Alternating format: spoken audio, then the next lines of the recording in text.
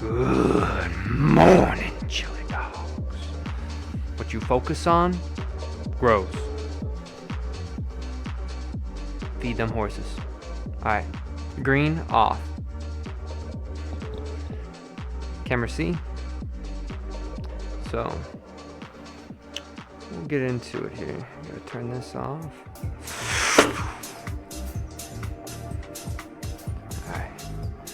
Somebody asked how long I've been making. I've been throwing for maybe more than, like seriously throwing for maybe 4.5 years, you know? And I'm making trees, somebody asked that.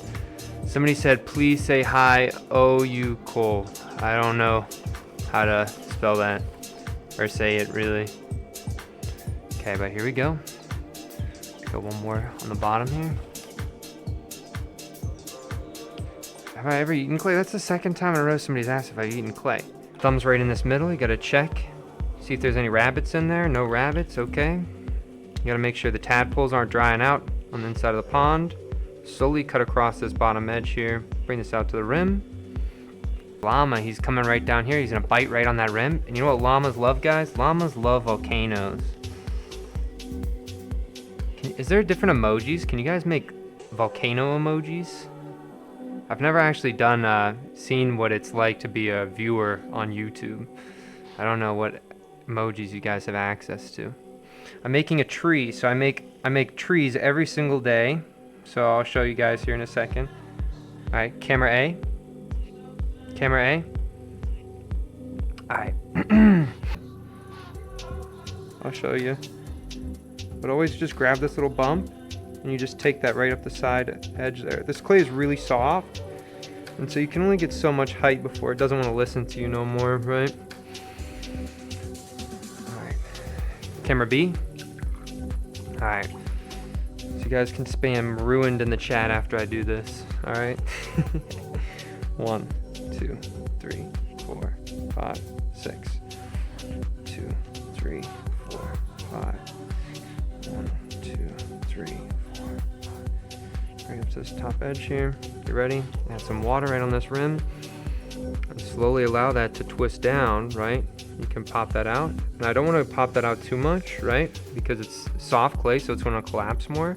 And so there you have one of the trees, right? But here's number 1, guys. All right, camera C. Camera C. So I have like 1 more month until I finish that. So I'm just not going to make too much other things until I finish. So I probably won't be making letters out of clay on the wheel.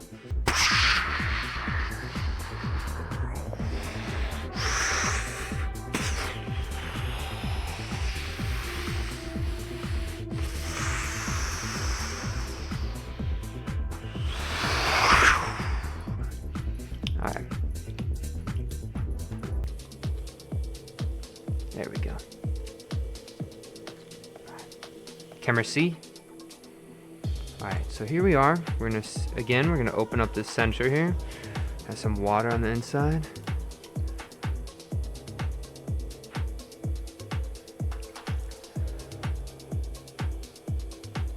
Open this up right here.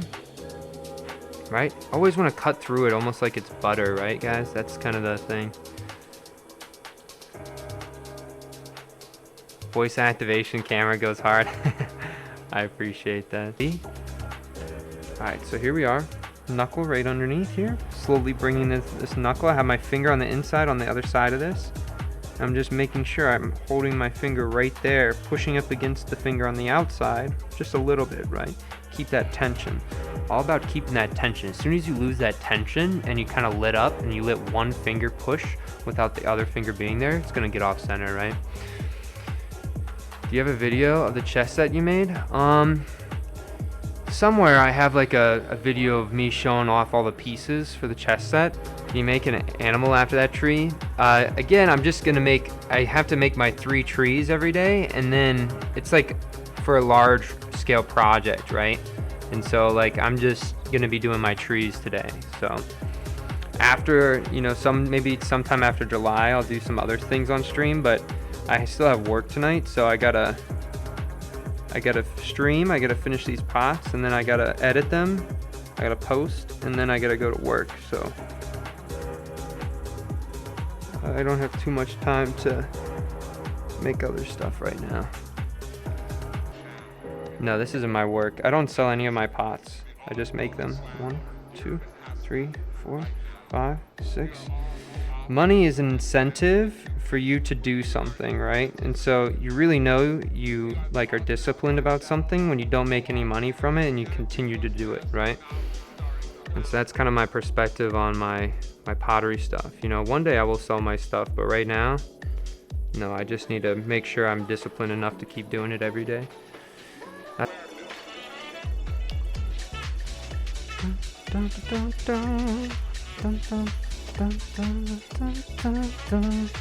Somebody asked, how's my day? Oh, just so brutal. So I woke up this morning and I have like my lower back is just absolutely killing me. So that was kind of unfortunate.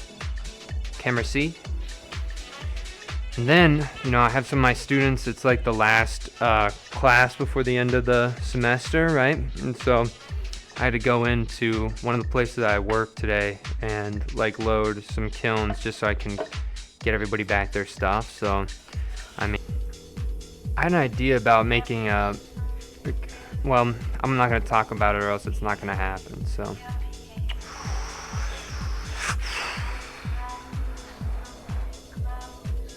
Alright, I gotta go back up from the bottom here. There we go. I show it a little bit slower. Ah, thank you, Marcus. That was nice of you. Alright. Camera B.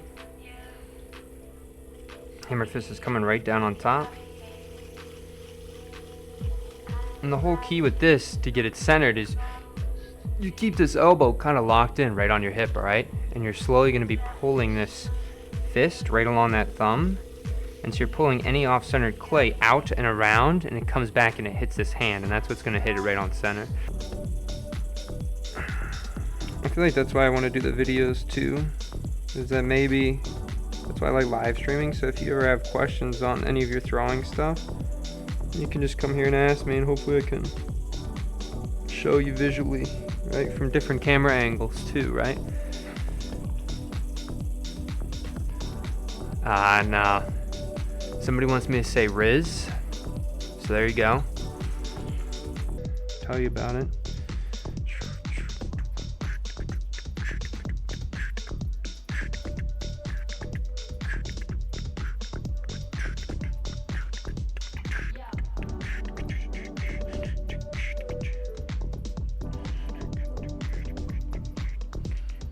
So I want this to twist lower so you can see how I'm stretching that clay out more on that bottom. So then when I twist it up, it's going to twist on the top still, but hopefully it twists a little bit on that bottom because it's thinner.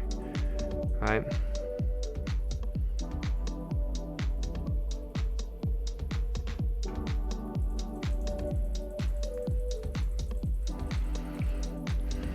You have to hurry up and make sure because it's getting thin so it might collapse.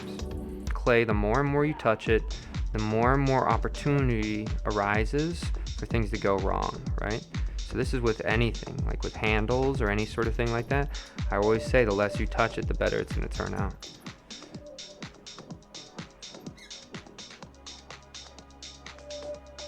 Again, right here on this bottom edge.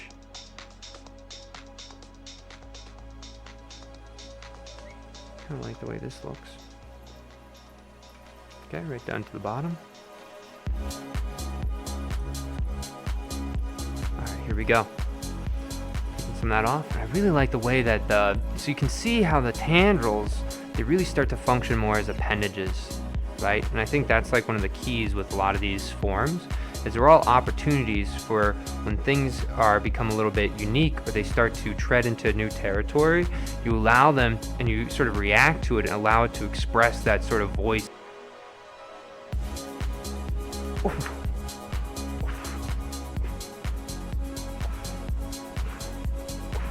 There's only so much you can do when you got a headset on.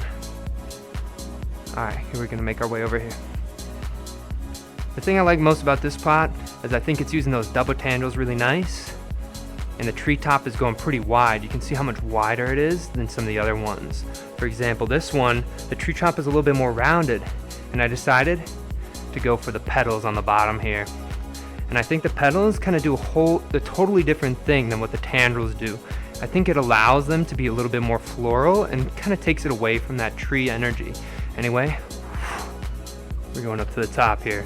And on the top here, we got something, a little collapse, right?